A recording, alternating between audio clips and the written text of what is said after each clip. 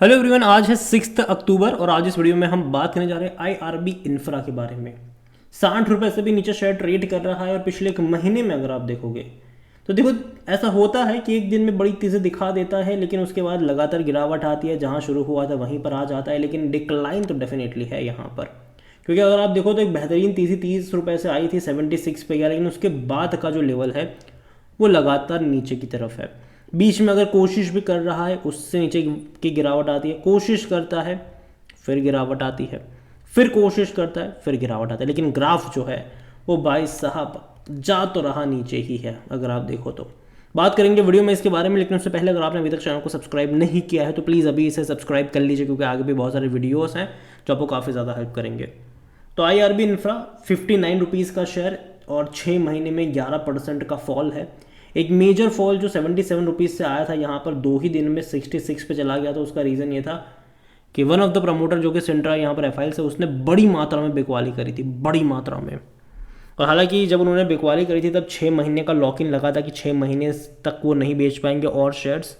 और अभी ऑलरेडी अगर आप देखोगे तो जून में बिकवाली हुई थी, अभी 3 महीने और बचे हैं, फिर वापस क्या पता फिर से बेचने के लिए आ जाइए, लेकिन ग्राफ तो जा रहा नहीं चाहिए। ठीक है, एक प्रॉफिट टेकिंग कह लो वो देखने को मिल रही है, और स्पेसिफिकली उन कंपनियों में ज़्यादा गिरावट है जिसने बहुत कम टाइम में बहुत बड़ी तेज़ी दिखाई है, उसमें कुछ ज़्यादा ही गिरावट यहाँ पर देखने को मिल रही है। और जहाँ तक वॉल्यूम्स की बात करें तो 1.5 करोड़ के आसपास के शेयर ट्रेड होते नजर आए थे फ्राइडे को। यहाँ पर 78 रुपीज़ का हाई बना है, तकरीबन 4.5 रुपये का लो है, लेकिन अगेन मैं कह दूँ कभी भी ये 4.5 रुपये ये नहीं गया है, ये इसका एडजस्टेड प्राइस है। इसने भाई साहब स्प्लिट हो गया था ये शेयर, एक शेयर के 10 शेयर इसने बना दिए थे, जिसके चलते आपको प्राइस एडजस्ट नज़र आ रहा है। मार्केट कैप इसका 36,000 करोड़ के आसपास देखने को मिल रहा है। कंपनी के बारे में अगर हम बात करने जाए तो हाईवेज प्रोजेक्ट्स और टोल कलेक्शन कलेक्ट करने वाली कंपनी है ये। 100% लोग according to Moneycontrol user कह रहे हैं खरीदार को, लेकिन मुझे लगता है कि भैया जल्दबाजी अभी यहाँ पर नहीं करनी चाहिए, क्योंकि देखो डाउनवर्ड ट्रजेक्टरी में है ये। और दूसरा, बाजार कुछ खास अच्छे मूड में नहीं है, बाजार भैया गिरावट वाले मूड में है, और जब बाजार का मूड अच्छा नहीं होता तब ज़्यादा रिस्क नहीं लेना चाहिए। और मैं पहले भी बोल रहा था, मैं अभी कहूँगा कि जो मेजर फॉल है वो मैं एक्सपेक्ट हालांकि कर रहा हूँ, वो है कि दिवाली के बाद। अभी देखो हो सकता है कि मतलब नवरात्रि से दिवाली के टाइम में थोड़ी बहुत तेज़ी बीच बीच में दिखा देगा बाजारी, कोई अच्छा मूड होता है फेस्टिवल में, लोगों के अच्छे मूड होते हैं, लोग खरीदारी करने आ जाते हैं, स्पेसिफिकली दिवाली की अगर मैं बात करूँ तो। लेकिन उसके बाद गिरावट आएगी, और जो मेजर फॉल मैं एक्सपेक्ट कर रहा हूँ वो दिसंबर से लेकर फरवरी के दौरान होने वाला है, और तब मार्केट आपको अच्छे मौके देगा, अच्छे अपॉर्चुनिटीज तब आपको बाजार देने वाला है खरीदारी के, तो तब आपको मौके मिलेंगे। और आईआरबी की मैं बात करूँ तो मुझे लगता है कि यहाँ पर करेक्शन डेफिनेटली आपको देखने को मिलने वाला है फ्यूचर में। और इस कंपनी को लेकर अगर आप देखोगे तो कंपनी में देखो बिकवाली डेफिनेटली यहाँ पर हुई है, ब्लॉक डील्स कह लो, बल्क डील्स कह लो, वो हमें यहाँ पर होती हुई नज़र आई ज़रूर थी। प्रमोटर ने बिकवाली, मतलब वन ऑफ द जो थे उन्होंने, मतलब जो सिंट्रा थे उन्होंने यहाँ पर बिकवाली करी हुई है। बल्क डील हमने कई सारी देखी भी है, यहाँ पर खरीदारी बिकवाली दोनों की ही हमने देखे। जैसे कि आप देखो सिंट्रा ने बड़ी मात्रा में जून में बिकवाली करी थी, कितनी क्वांटिटी अगर आप देखो तो बेचने के लिए उनकी आई ज़रूर थी। ठीक है, तो ये चीज़ ज़रूर है कि बिकवाली ज़रूर हुई है यहाँ पर। और जहाँ तक बात करी जाए इनसाइडर ट्रांजैक्शन समरी की, तो वो 2023 में था, मतलब खरीदारी वाला आईआरबी की तरफ से, उसके बाद कोई देखने को 2024 में नहीं मिला है।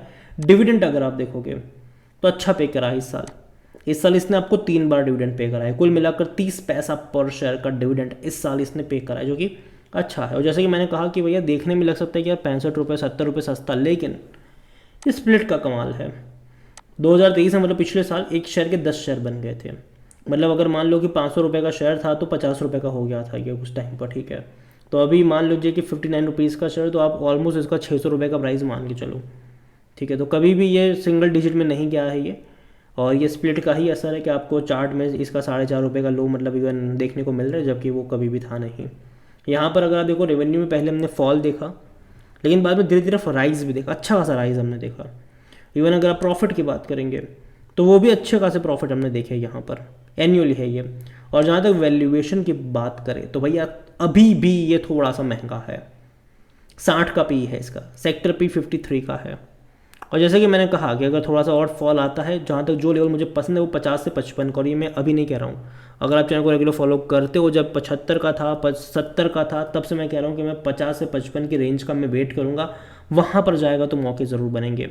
स्पेसिफिकली 50 रुपये का जो लेवल है, 50 रुपये का जो प्राइस है, वो एक इनिशियल सपोर्ट के तौर पर यहाँ पर काम ज़रूर कर रहा है। तो वहाँ पर ये रुकना ज़रूरी है और कहीं ना कहीं 50 से 55 का जो रेंज है वहाँ पर आपको एक बाइंग इंटरेस्ट कह लो वो देखने को मिल भी सकता है।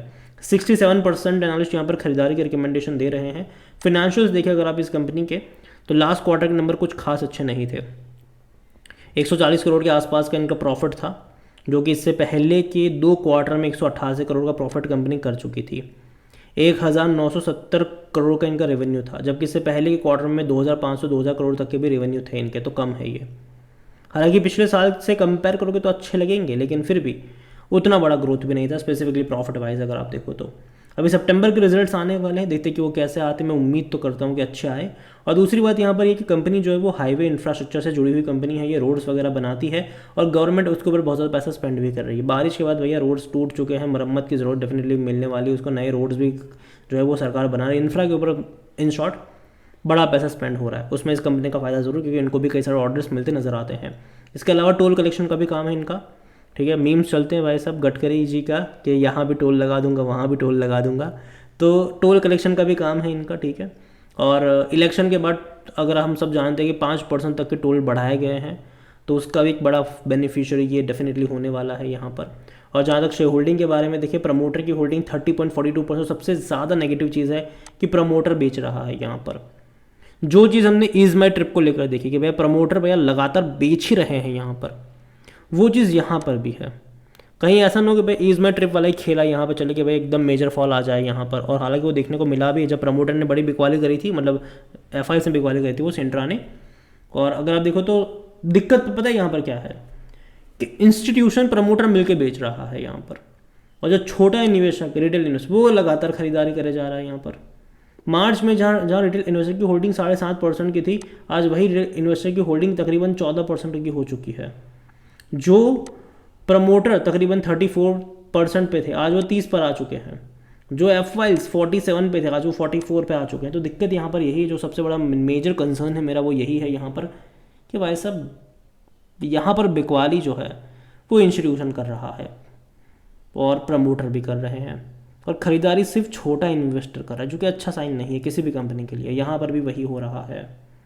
और आने वाला सितंबर का भी पैटर्न इंटरेस्टिंग रहेगा शेयर होल्डिंग के भैया, तब क्या होता नज़र आता है, क्योंकि लगातार गिरा ही है, सितंबर क्वार्टर में लगातार गिरा है ये। और मैं दावे के साथ कह सकता हूँ कि तब भी रिटेल इन्वेस्टर ने खरीदारी करी होगी, इंस्टीट्यूशन ने बिकवाली करी होगी तब के टाइम पर भी। तो देखते हैं जब उसका शेयर होल्डिंग पैटर्न आएगा उसके बारे में भी हम बात करेंगे। ओवरऑल अगर बात करने जाए IRB को लेकर, तो ग्राफ लगातार डाउनवर्ड ट्रेजेक्टरी में है ज़रूर। सिंड्रा के पास अभी भी भाई साहब 20-21% का स्टेक है, वो आगे भी बेच सकता है इसको। तो प्रॉब्लम यही है यहाँ पर अभी भी कि भैया आने वाले टाइम में, अभी तो लॉक इन लगा कि चलो सिंड्रा नहीं बेच पाएगा 6 महीने तक का, जब इन्होंने जून में मतलब बिकवाली की तब, और वो लॉक इन दिसंबर में ख़त्म भी हो जाएगा, तो वापस से बिकवाली करने के लिए आ सकते हैं कि नहीं वो तो आने वाला वक्त ही बताएगा। लेकिन अगेन मैं कहूँगा कि दूर बैठो तमाशा देखो, जल्दबाजी मत करना। 50-55 पे अगर ये किसी रेंज पे अटकता है, सपोर्ट बनाता है, बेस बनाता है, वहाँ पर एंट्री के मौके बन सकते हैं। वहाँ पर कहीं ना कहीं एक बाइंग इंटरेस्ट क्रिएट हो सकता है। अगेन ये मेरा पर्सनल ओपिनियन है, कोई भी इन्वेस्टमेंट एडवाइस नहीं है ये। वीडियो को यहीं पे एंड करता हूँ। पसंद आए हो तो लाइक करो, शेयर करो, चैनल अगर पहली बार है तो प्लीज़ सब्सक्राइब करें। और IRB इंफ्रा के बारे में आप क्या सोचते हैं वो भी आप मुझे कमेंट में लिख के बता सकते हैं। Thank you.